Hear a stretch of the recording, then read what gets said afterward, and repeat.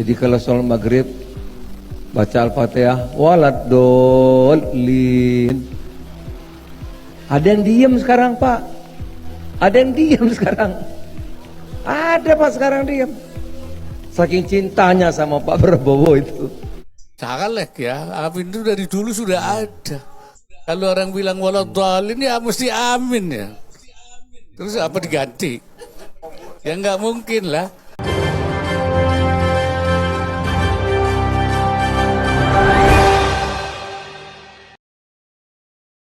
Assalamualaikum warahmatullahi wabarakatuh. Candaan Zulkifli Hasan dinilai yaitu menodai agama, menistakan agama Islam, dinilai sudah kelewatan batas. Jadi kalau sholat maghrib baca Al-Fatihah waladdallin. Ada yang diem sekarang, Pak. Ada yang diem sekarang. Ada, Pak, sekarang diem. Saking cintanya sama Pak Prabowo itu, ya kan? Itu kalau tahiyatul akhir, Pak Yai, kan gini, Pak Yai. Tahiyatul akhir kan gini. Sekarang banyak gini, Pak. Kayak gini. Akhirnya yaitu Wapres Kiai Ma'ruf Amin muncul ke publik dan buka suara dengan mengatakan agar tidak melakukan cocok logi dengan kegiatan ibadah, sebab hal tersebut merupakan tindakan kekanak-kanakan. Jadi urusan Amin itu tidak berarti mendukung capres, tetapi dari dulu sudah ada. Kalau imam bilang waladdallin ya pasti amin. Jadi tidak seharusnya diganti ya. Jadi terlalu panik ini kalau kita lihat Zulkifli Hasan. Ini jangan kayak kanak-kanak lah. Urusan amin itu kan tidak berarti. Janganlah ya, amin itu dari dulu sudah ada. Kalau orang bilang waladdallin ya mesti amin ya. Terus apa diganti? Ya nggak mungkin lah. Dan itu semua orang tahu kok. Apa diganti kubur? Saya kira itu nggak usah lah kita soal seperti itu ya apa ya? Ya kan seperti kanak-kanak kita itu alergi terhadap masalah yang sebenarnya ya bukan untuk itu kan. Amin itu bukan untuk calon itu, tapi menjawab ucapan. Lalu orang sholat waladdallin ya mesti amin. Kalau enggak mesti di ngomongnya apa? Iman apa dibalik begitu? Ya tentu tidak betul. Ya tetap amin.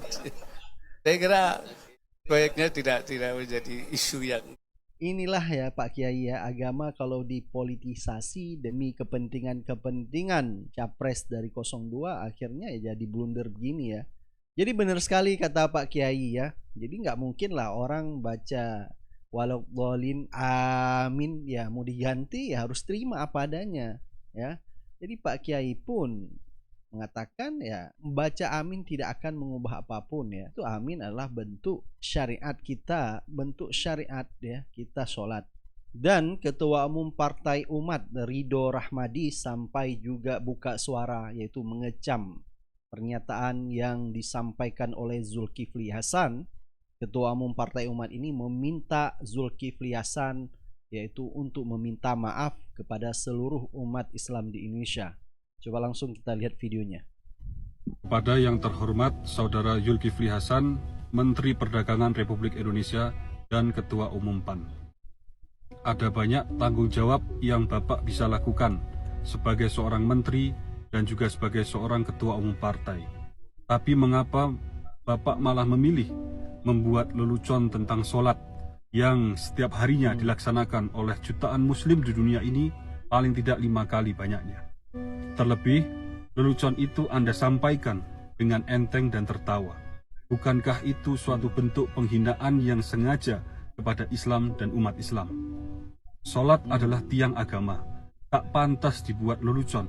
Sholat adalah jendela komunikasi paling pribadi setiap umat Islam dengan Tuhannya secara langsung, tidak pantas jadi bahan tertawaan. Saya meminta Anda untuk dengan tulus meminta maaf kepada umat Islam. Moga-moga segenap umat Islam dapat memaafkan Anda. Jangan sampai kasus penistaan agama di DKI tahun 2017 terulang kembali. Dari Solok Selatan, saya Ridho Rahmadi Ketua Umum Partai Umat. Assalamualaikum warahmatullahi wabarakatuh. Nah, ini mungkin Amin Rais sengaja menyuruh ya ketua umumnya untuk menyampaikan kepada Zulkifli Hasan supaya meminta maaf kepada seluruh umat Islam di Indonesia.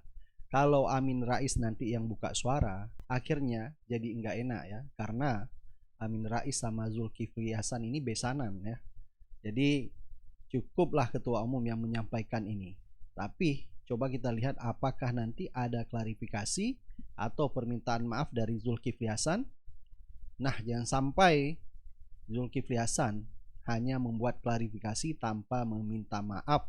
Bahkan bukan hanya itu ya, banyak netizen buka suara terhadap penistaan yang dilakukan oleh Zulkifli Hasan ini. Coba kita lihat videonya. Bingung, sekelas ketua umum partai mempolitisasi agama. Akalnya gimana coba? Lo kalau mau jilat aja. Gak usah lo bawa-bawa agama. Ada lagi juga yang komen, gak sopan lah sama orang tua ngomong kayak gitu. Ini masalah agama, Bung, ya. Lo jangan pernah permainin agama, apalagi mempolitisasi agama. Ingat, guyonan politik Zulkifli Hasan menurut gua kebablasan. Dia menyebut pendukung Prabowo, saking cintanya dengan Prabowo katanya. Begitu waladhdallin, pas sholat nggak ada yang bilang amin, pada diem aja. Kemudian pas saat tahiyat harusnya begini jadi begini katanya. Ini faktanya ada nggak sih pendukung Prabowo yang demikian? Kalau nggak ada, ini kan berarti guyonan politik. Dan kenapa harus sholat yang dibawa-bawa? Kenapa sholat menjadi guyonan? Ini kebablasan dan tidak pantas disampaikan oleh seorang menteri. Dan kalau dugaan gue pribadi, ini sudah termasuk dalam delik penistaan agama. Dan gue ingin titip pesan untuk kalian, para pendukung paslon 1, 2, 3, jangan sampai menghalalkan segala cara demi mendukung mereka. Belum tentu ketika mereka jadi, kalian diperhatikan. Tetap aja kalau makan cari sendiri kan. Dan gue berharap pihak aparat segera sigap untuk meminta keterangan dari Zulkifli Hasan. Orang pemimpin partai, apalagi partai itu ya ada kaitan dengan umat Islam. Apa yang disampaikan Pak Zulhas itu menimbulkan kegaduhan. Dan apabila perilaku di masyarakat sebagaimana yang diceritakan Zulhas itu benar, tindakan ini penyimpangan dalam sholat yang harus dihentikan dan diluruskan gitu. Bahkan bukan malah kemudian jadi tertawaan, candaan, bahkan semacam arahan. Ini peringatan agar para politisi jangan menyulut berkembangnya politik pecah belah umat Islam di level masyarakat. Jika umat Islam tersulut, maka bisa menimbulkan dampak sosial yang jauh lebih besar. Semua tokoh politik harus berhati-hati dalam membuat pernyataan yang melecehkan syariat Islam. Zulhas juga harus meminta maaf pada umat Islam, dan ini dinilai telah menodai sakralitas dari ibadah sholat. Baik, silakan Anda beri pendapat dan komentar Anda. Kita akan ketemu di video-video selanjutnya. Assalamualaikum warahmatullahi wabarakatuh.